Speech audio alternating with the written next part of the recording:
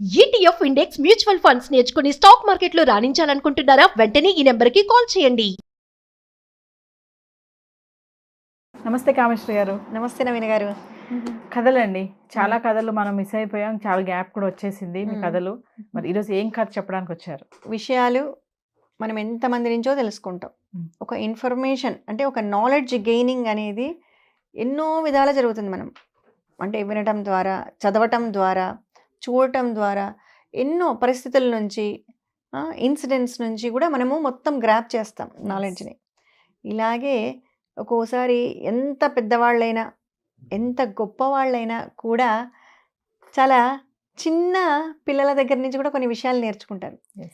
వాళ్ళ మాటల ద్వారా చాలా ఇన్ఫర్మేషన్ ఇస్తారు. మనకు దాన్ని గ్రాప్ చేసే కెపాసిటీ మనకు ఉండాలి అంతే.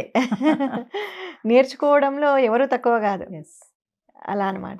దానికి సంబంధించి ఒక చిన్న సంఘటన, ఇది యాక్చువల్గా మన అబ్దుల్ కలాం గారు కూడా ఒకసారి ప్రస్తావించారు ఈ కథ గురించి. గుజరాత్లో ఒక ఫేమస్ కార్డియాలజిస్ట్ ఉండేవారట. ఆయన అసలు ఎంత ఫేమస్ అంటే ఏ హార్ట్ ఆపరేషన్ అయినా, ఎస్పెషలీ ఓపెన్ హార్ట్ సర్జరీస్లో ఆయన వెరీ ఫేమస్. ఆయన ఈ ఆపరేషన్స్ చేసే దాంట్లో ఒకరోజు ఆయన ఆపరేషన్ టేబుల్ మీదకి ఒక పేషెంట్ వచ్చింది. ఆ పేషెంట్ ఏజ్ 6 years. చిన్న పాప. చూడగానే అరే చిన్న పాపనే అనుకున్నారట ఆయన. అయినా కూడా ఆయన పెద్ద డాక్టర్ కదా, చాలా ధైర్యంగా ఉన్నారు. మొత్తం అమ్మాయికి అన్ని రకాల టెస్టులు చేశారు, చూశారు. చూసిన తర్వాత కండిషన్ చాలా క్రిటికల్ ఆ అమ్మాయిది. ఛాన్సెస్ చాలా తక్కువ, ఇంత 30% ఏమో ఛాన్సెస్, వెరీ లెస్ ఛాన్సెస్ అన్నమాట సక్సెస్ రేట్. ఎలా చేయాలి ఈ అమ్మాయిది, పాపది అని ఆయన చూస్తూ, సరే చిన్న పాప కదా ముందు భయపడుతుందేమో అని పాపకు చెప్పారట. పాప, ఇది చాలా చిన్న ఆపరేషన్ అమ్మా, ఏమీ ఉండదు, నువ్వు ఇలా కళ్ళు మూసుకొని కళ్ళు తెరిచేలోపు ఆపరేషన్ అయిపోతుంది, నువ్వేం భయపడద్దు అని చెప్తున్నారట. చెప్తుంటే ఆ పాప వెంటనే, సార్ నాకు తెలుసు డాక్టర్ గారు, ఇదంతా నాకు ఆల్రెడీ మా అమ్మ మా నాన్న చెప్పారు, వాళ్ళు చెప్పే లోపలికి పంపించారు, నాకు ఈ విషయాలు అన్నీ తెలుసు, మీరేం భయపడకండి, కంగారు పడకండి, నాకు ధైర్యంగా ఆపరేషన్ చేయండి అనిందంట.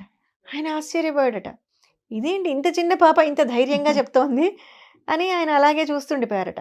అయితే ఆ పాప అనిందట, కానీ నాకు మీరు ఒక్క విషయం చెప్పాలి, నా ఆపరేషన్ అయిన తర్వాత నాకు మీరు ఒక్క విషయం కనుక్కొని చెప్పాలి, నాకు మిగిలిన అన్నీ తెలుసు, ఇది ఒక్కటి తెలియదు అనిందట.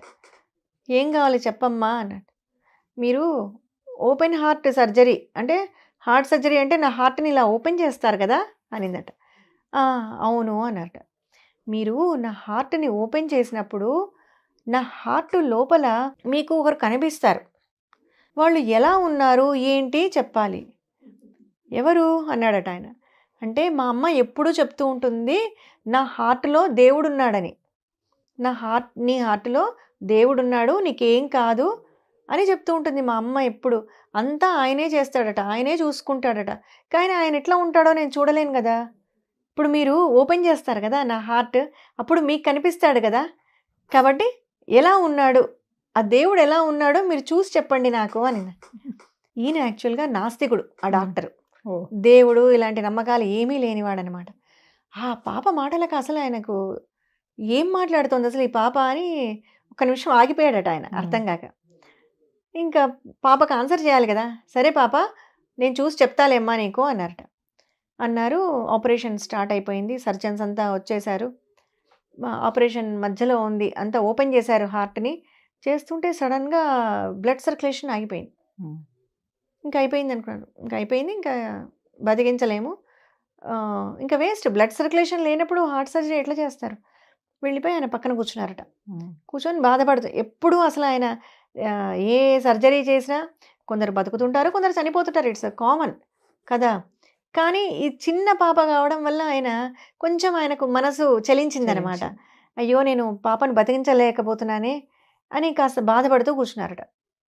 ఇంకా సరే మిగిలిన డాక్టర్స్ ఉంటారు కదా, జూనియర్స్, కుట్లేసేయండి, ఇంకా చెప్పేసేయండి, బయట వాళ్ళకి చెప్పేసేయండి, పాప ఇంక మనం ఏం చేయలేకపోయాము, చేతులు దాటిపోయిందని చెప్పేసేయండి అని. కుట్లేసి ఇంకా హార్ట్ క్లోజ్ చేసి ఇచ్చేయండి బాడీ అన్నారట. అని డాక్టర్లు వెళ్ళి కుట్లేద్దామని దగ్గర పెట్టేప్పటికి సడన్గా బ్లడ్ సర్క్యులేషన్ స్టార్ట్ అయిపోయినారు. వెంటనే వాళ్ళు డాక్టర్ ఇట్లా బ్లడ్ సర్క్యులేషన్ స్టార్ట్ అయింది అనగానే ఆయన వెళ్ళిపోయి చూస్తే ఫాస్ట్గా జరుగుతుందట. మొత్తం యాక్టివేట్ అయిపోయింది మళ్ళీ మొత్తం. టక టక టక సర్జరీ చేసి కుట్లేసి ఆ అమ్మాయిని బతికిచ్చేసినాడంట. బతికించేసిన తరువాత ఆ పాప బతికింది, బాగా అయింది, ఆ అమ్మాయిని పంపించేశారు. కానీ ఇక్కడ ఏం జరిగింది అంటే డాక్టర్ గారు మళ్ళీ నెక్స్ట్ తర్వాత ఇంకా సర్జరీస్ ఉంటాయి కదా, ఆయన వెళ్ళేటప్పుడంతా ఆయన లోపల ఆయన సర్జరీ రూమ్లోకి వెళ్ళేటప్పుడు బయట ఒక చిన్న దేవుడి బొమ్మ పెట్టుకున్నాడట. నాస్తికుడు ఈ సంఘటన తర్వాత లోపలికి వెళ్లే ముందు ఒకసారి భగవంతుడికి నమస్కారం చేసుకొని సర్జరీకి వెళ్ళేవాడంట. ఆయన రియలైజ్ అయింది ఏంటి అంటే ఒక మనిషికి ఎంత చెయ్యాలి అన్న ఒక లెవెల్, ఒక ఎక్స్టెంట్ ఉంటుంది. నేను అంతా చేయగలను, అంతా నా చేతుల్లోనే ఉంది అనేది ఒక ఎక్స్టెంట్ తర్వాత జరిగేది అక్కడ ఏదో ఒక అద్భుతం ఉంది. అదే డివైన్ ఎనర్జీ, డివైన్ పవర్. అంటే భగవంతుడు అనేవాడు ఒకడు ఉన్నాడు అని ఆ పాప సర్జరీ తర్వాత ఆ పాప చెప్పిన మాటలకి ఆయనకు హార్ట్ లోపల దేవుడు కనిపించలేదు, కానీ ఆ ప్రాసెస్ జరిగేటప్పటికి ఆయనకు భగవంతుడు రియలైజేషన్ ఇచ్చాడు. అలా అప్పటి నుంచి ఆయన డాక్టరు భగవంతుడిని నమస్కారం చేసుకొని సో సక్సెస్ అవ్వాలి, ఏది జరిగినా అది నీ మిరాకిల్ వల్లనే జరగాలి లోపల అన్నట్టుగా ఆయన నమస్కారం చేసుకొని వెళ్ళేవారట. అంటే చిన్న మాట గొప్ప అర్థం అనమాట. ఆ పాప చెప్పిన ఒక చిన్న మాటలో ఆయనకు అంత గొప్ప అర్థం వచ్చింది దాంట్లో. Thank you ma'am. నమస్తే అండి.